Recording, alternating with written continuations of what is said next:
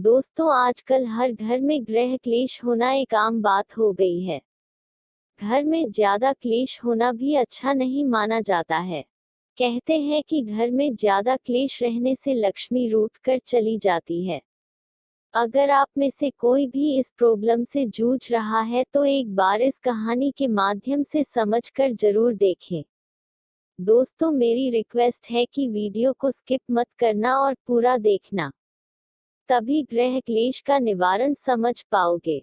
और सब्सक्राइब जरूर कर लेना ताकि आपको नई कहानी मिल सके। अच्छी लगे तो शेयर कर देना, क्या पता आपके साथ साथ किसी और का भी फायदा हो जाए। रमेश एक बड़ी किराना की दुकान का मालिक था। उसके पास एक बड़ा घर था, गाड़ी थी। वह शादीशुदा था और उसके दो बच्चे भी थे जो कि अच्छे स्कूल में पढ़ते थे। रमेश के माँ बाप गुजर चुके थे। उसके पास सारी सुख सुविधाएं थी, लेकिन उसे एक कमी हमेशा खलती थी कि उसकी अपनी पत्नी से नहीं बनती थी। उसकी यही कोशिश रहती थी कि वह कम से कम अपनी पत्नी के पास रहे, इसलिए वह हर रोज सुबह सैर के लिए निकल जाता था, फिर वापस आकर खाना वगैरह खाकर जल्दी ही दुकान के लिए चला जाता था। एक दिन सुबह सुबह उसका पत्नी से झगड़ा हो गया। वह बहुत गुस्से में था और सुबह सुबह सैर के लिए निकल गया। वह काफी देर पार्क में बैठा रहा। वहां पर एक बुजुर्ग रमेश को काफी समय से देख रहे थे। उन्होंने पास आकर रमेश से पूछा, क्या हुआ बेटा, काफी परेशान लग रहे हो। रमेश काफी परेशान होकर अपनी पत्नी की गलतियों के बारे में बताने लगा।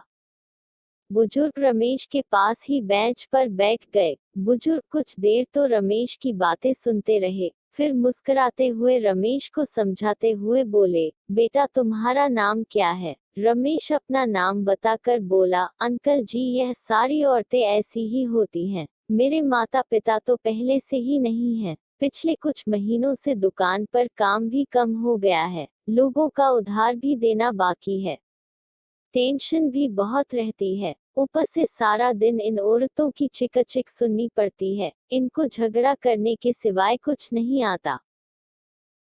बुजुर्ग बोले, बेटा, घर में क्लेश तो बिल्कुल नहीं होना चाहिए, वरना लक्ष्मी घर छोड़कर चली जाती है। जितनी जल्दी हो सके क्लेश को खत्म करो। यही वजह है कि तुम्हारी दुकान पर भी काम का नुकसान हो रहा है।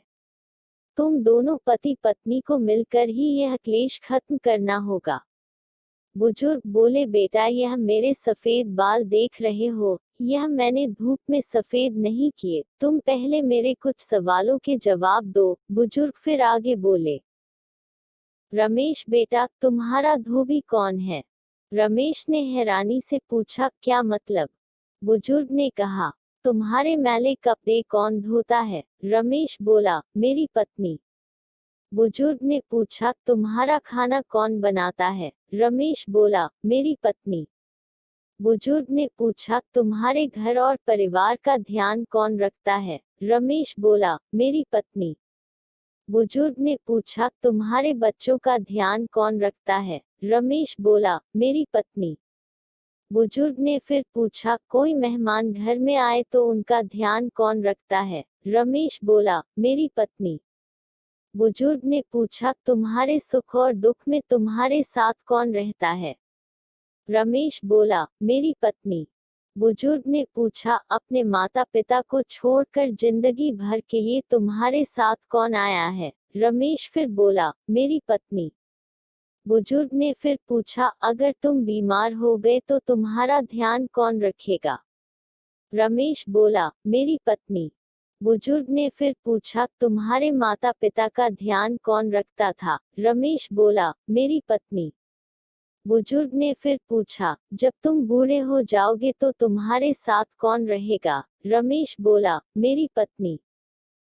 बुजुर्ग अंकल अब बड़े ही गंभीर होकर बोले, अरे तुम्हारी पत्नी इतना काम करती है और सबका ध्यान रखती है, तुम्हें अपनी पत्नी की एक कमी नजर आ गई, मगर उसकी इतनी सारी खूबियां तुम्हें कभी नजर नहीं आए। बेटा, एक बात याद रखना, जब तुम बूढ़े हो जाओगे तुम्हारे पास सिर्फ तुम्हारी पत्नी ही होगी, और वही आखिरी वक्त तक तुम्हारा साथ भी देगी। बेटा, जब तक तुम्हारे पास पैसा है तुम सुखी हो, इसलिए तुम्हारे सब सगे रिश्तेदार तुम्हारे साथ हैं। याद रखना वो सभी तुम्हारे सुख के साथी हैं। लेकिन तुम्हारी पत्नी तुम्हारे दुख में भी तुम्हारे साथ रहेगी। इसलिए छोटी मोटी बातों को भुलाकर झगड़ा खत्म करो।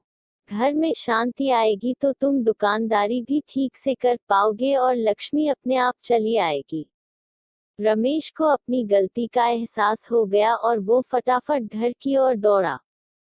दोनों ने अपनी अपनी गलती को मान लिया और अपनी अपनी जिम्मेदारियां समझने लगे। घर का क्लेश खत्म हो गया और रमेश की दुकान का काम भी ठीक हो गया। तो दोस्तों, यह था घर के क्लेश का निवारण। उम्मीद है आपको कहानी पसंद आएगी।